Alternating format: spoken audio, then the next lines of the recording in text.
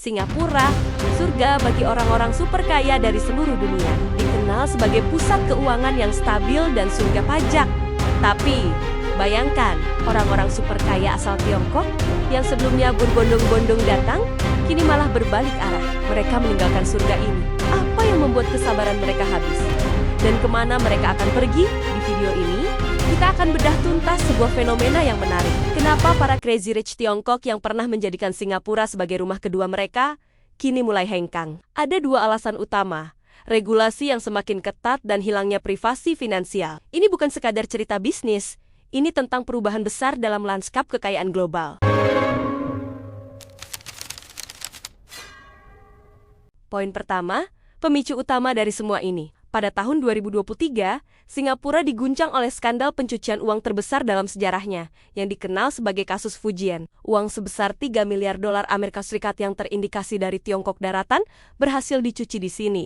Setelah skandal ini meledak, pemerintah Singapura mengambil langkah drastis. Regulator dan bank-bank di sana langsung membersihkan diri. Proses yang sebelumnya mudah, seperti membuka rekening atau mendirikan family office, kini menjadi sangat rumit. Pemeriksaan KYC Know Your Customer yang dulunya cepat, sekarang bisa memakan waktu lebih dari setahun. Bayangkan, Anda seorang miliarder, tapi untuk membuka rekening saja, Anda harus menunggu setahun. Tentu saja, itu menghabiskan kesabaran. Selain itu, ada faktor lain. Singapura, yang tadinya dikenal ramah pajak, mulai menaikkan tarif. Ambil contoh, pajak properti. Pada tahun 2023, pemerintah Singapura menaikkan pajak pembelian properti untuk orang asing dari 30% menjadi 60%. Ini adalah upaya untuk mengendalikan harga properti yang melambung, namun di sisi lain, ini sangat memukul para investor asing. Kemudian, ada aturan baru terkait kripto bagi orang-orang kaya yang mendapatkan kekayaan dari aset digital. Regulasi ketat dari Monetary Authority of Singapore (MAS)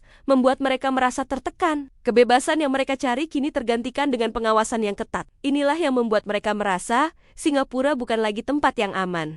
Gunakan analogi. Analogi ini seperti sebuah rumah mewah yang tiba-tiba memasang banyak kamera pengawas di setiap sudut, bahkan di kamar tidur. Tentu saja, penghuni yang terbiasa bebas akan merasa tidak nyaman. Lalu, kemana mereka pergi? Mereka mulai kembali ke pusat-pusat kekayaan lain.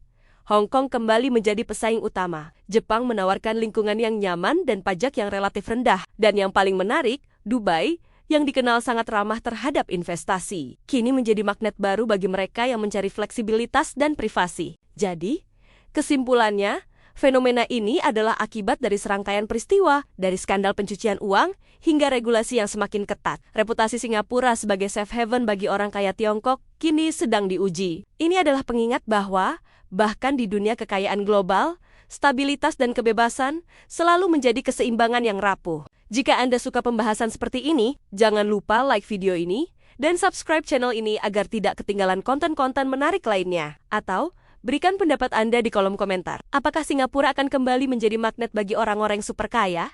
Kita tunggu saja perkembangannya.